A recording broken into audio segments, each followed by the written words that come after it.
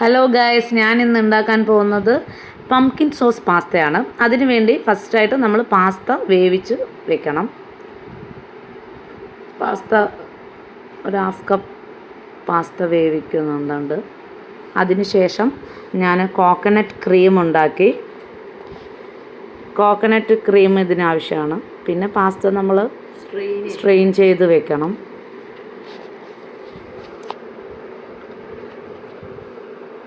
ഇതാണ് പംകിൻ, ഇതിൻ്റെ main ingredients. ഇത് പേസ്റ്റ് ആക്കിയിട്ട് വെക്കണം. പിന്നീട് ഈ പംകിൻ പ്യൂരിയാണ് ഉണ്ടാക്കേണ്ടത്. ഇതിൻ്റെ മെയിൻ ഇൻഗ്രീഡിയൻസ് തന്നെ പംകിൻ പ്യൂരിയാണ്.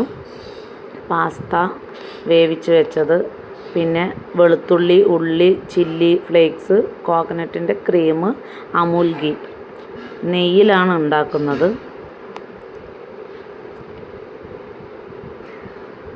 ഇപ്പോൾ നമ്മുടെ ഇൻഗ്രീഡിയൻസ് നിങ്ങൾ കണ്ടല്ലോ.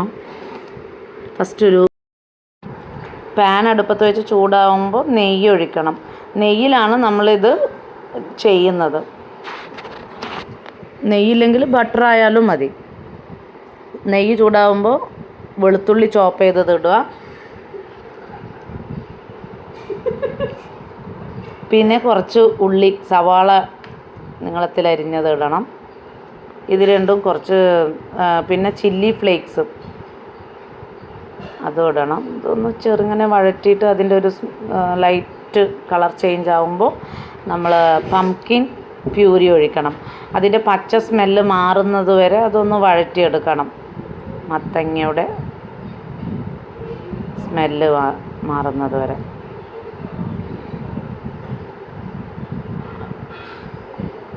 അത് കുറച്ച് സ്മെല്ലൊക്കെ മാറി വരുന്ന സമയത്ത് നമ്മൾ കോക്കനട്ട് ക്രീം ഒഴിക്കണം. ഈ കോക്കനട്ടിൽ ഞാനൊരു 5-6 അണ്ടിപ്പരിപ്പും കൂടി ഇട്ടിട്ട് അരച്ചിട്ടുണ്ട് കേട്ടോ, കോക്കനട്ട് ക്രീമിൻ്റെ കൂടെ. എന്നിട്ട് അതും ഇട്ടിട്ട് മിക്സ് ചെയ്ത് 1 മിനിറ്റ് മൂടി വെച്ച ശേഷം പെപ്പർ പൗഡർ ഇട്ടു.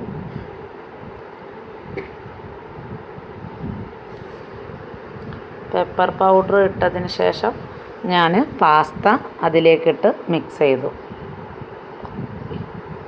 1 സെക്കൻഡ് എല്ലാം കൂടി ഒന്ന് മിക്സ് ചെയ്തിട്ട് 1 സെക്കൻഡ് ഞാൻ മൂടി വെച്ചു. അങ്ങനെ നമ്മുടെ പംകിൻ സോസ് പാസ്ത ഇവിടെ റെഡിയായി. എല്ലാവരും ഉണ്ടാക്കി നോക്കുക, ഒരു ഡിഫറെൻറ്റ് ടേസ്റ്റാണ്. അങ്ങനെ പാസ്ത റെഡി. ഇൻഗ്രീഡിയൻസ് കമൻറ്റ് ബോക്സിലുണ്ട് കേട്ടോ.